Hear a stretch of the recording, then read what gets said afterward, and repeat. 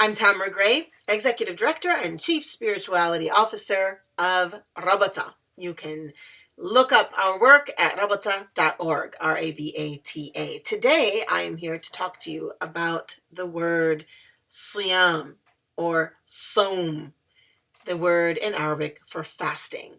Allah subhanahu wa ta'ala uses these words in the Quran in two different ways.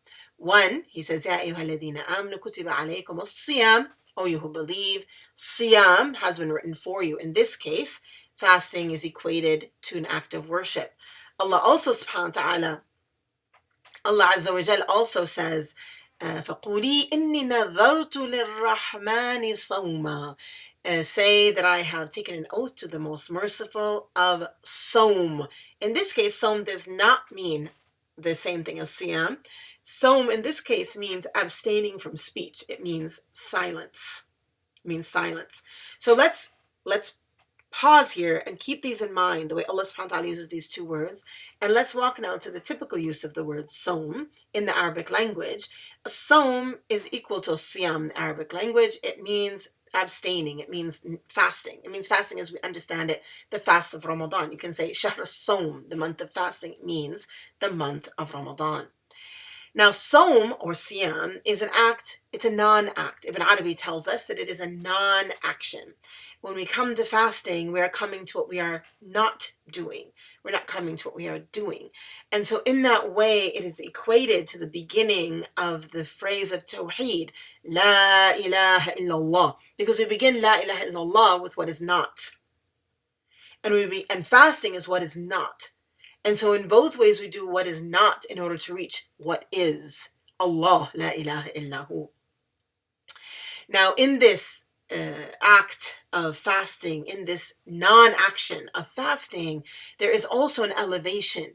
So in our not doing, in our stepping away from the fulfillment of our desires, which is the typical work of the human being, of insan, we have the possibility of elevation. The word SAWM or Siyam is also used, you can say in Arabic, Samat al-Shams, which means the sun has reached its highest elevation in the sky. And so when the human being is fasting, in this non-action of fasting, we are elevating to the highest point. And that is why the Prophet ﷺ tells us that Allah subhanahu wa ta'ala tells us in a hadith Qudsi, every action of the son of Adam belongs to him except the fast. It is mine and I repay him for it. La ilaha illallah. So the fast becomes unique. We say about Allah subhanahu wa ta'ala in the Quran, Laysa kamithlihi shay. There is nothing like unto him. And about the fast, Allah subhanahu wa ta'ala is telling us through the Prophet ﷺ that the fast, there isn't another type of worship that is like the fast. We can't equate anything to it because it is unique in its reward. And so Siyam and SAWM then come to this very special place of elevation.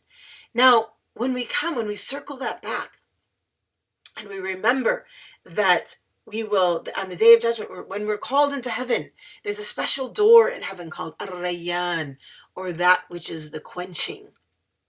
And the fasters will be called to enter it. They'll say, where are those who fast? And they will enter the door of quenching, because on that day, their thirst for God will be fulfilled. Now, part of Siyam is not just the abstaining from those desires of food and physical desires, food and drink and sexuality. Also, it is an abstaining from poor behavior. And that is where we circle back to the Quran, where Allah subhanahu wa ta'ala uses these two words in very different ways. One as an ibadah, as a worship. So the very base of Siyam, the very base of worship, of the worship of fasting, is to abstain from food and drink. But the elevated fast is to remember that SAWM includes how we speak and who we speak to. Not who we speak to, but how we speak and what we say to the people that we talk to. And so when we bring these together And we remember that the smell of the breath of the fasting person, as the Prophet ﷺ tells us, is more beautiful to Allah Azza wa Jal than the scent of musk. We understand that's because our words, our life, our heart has entered into SAWM and SAWM.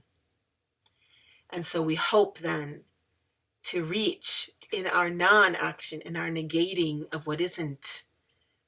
We hope then to reach what truly is, in truth, in haqq, Allah, la ilaha illahu. La ilaha illallah, la